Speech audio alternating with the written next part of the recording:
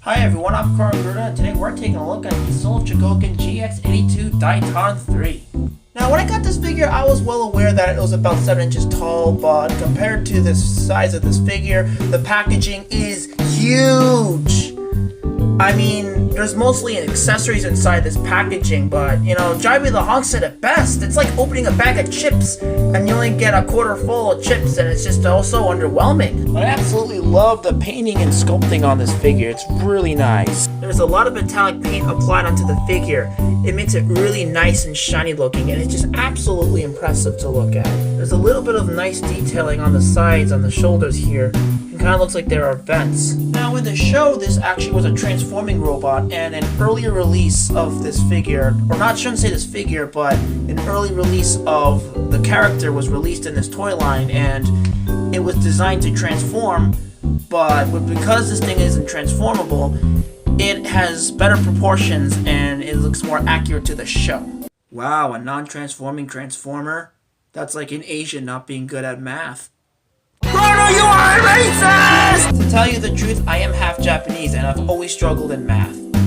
Now, as a sole Chogokin figure, there is a lot of die cast on this figure, which gives the figure a nice heft.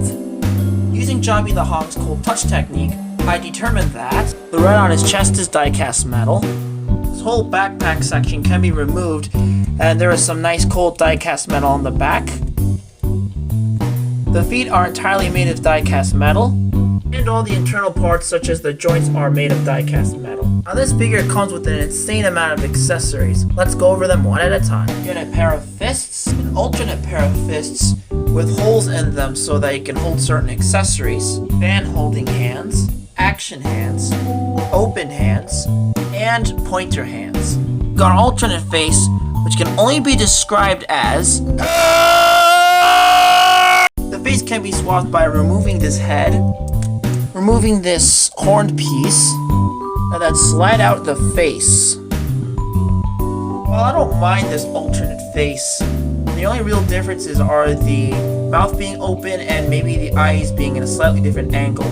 But I always find it so strange with Super Robot anime when they have the mouth open like that, especially when they can't talk. I don't know, it's just really weird.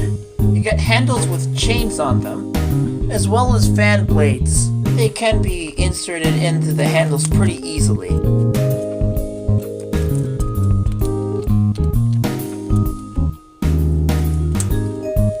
These weapons are officially known as Daitarn fans, and I think that just looks sick. You get a pair of Daitarn Zambers, which the figure can hold like this. You get a very long spear handle, as well as the end of the spear, which has 4 blades on it, and they can be combined like so. And what's strange is that I got this thing brand new, and as I opened it up, it already had scratches as I took it fresh out of the box, which makes no sense. And here's how he looks holding the weapon, and I believe it's called the Daitarn Spear. As a sole Chogokin figure, it came with a nice little stand here, and you just got this text on here saying Sole Chogokin Daitarn 3, and for some reason the plastic on mine that's covering it is already starting to peel off, and that's a little bit concerning. You also get this arm piece with some minor assembly acquired, which it has a hinge joint, as well as this little piece right here that would plug into the crotch area, and that has a swivel on it. And it can be attached onto the base like so.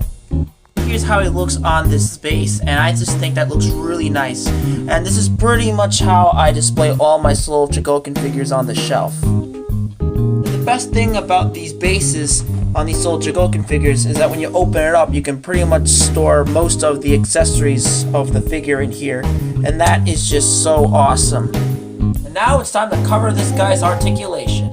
Ball joint at the head, ball joint at the arms. The side piece up will allow for a nice butterfly joint, bend at the elbow, bicep swivel, ball joint at the hands. The internal structure on this top half has a ball joint, as well as some hinge joints that allow for it to crunch downward, like so. Ball joint at the waist. Lifting some of the panels out of the way, the figure can do a kick, but it's really tight. Thigh swivel. legs have a really nice spread, double bend at the knee, and the ankle can be moved side to side. Overall, the posability is fantastic and you can put it in many dynamic poses. So there are some sharp parts on the figure, mainly on these areas and this fin right here in this pointy area, because those are really sharp and you gotta be super careful. Now this figure's got a pretty good size. Here's the high-grade Universal Century RX-782 Gundam, and my previously reviewed DX So overall, I think this is a fantastic figure, and I highly recommend to any fan of Daitarn 3 or any collector of solo Chogokin figures. And if you enjoyed this video, please be sure to leave a like, comment, subscribe, follow me on Instagram, and turn on the notification button. And until then, I'll see you on the flip side.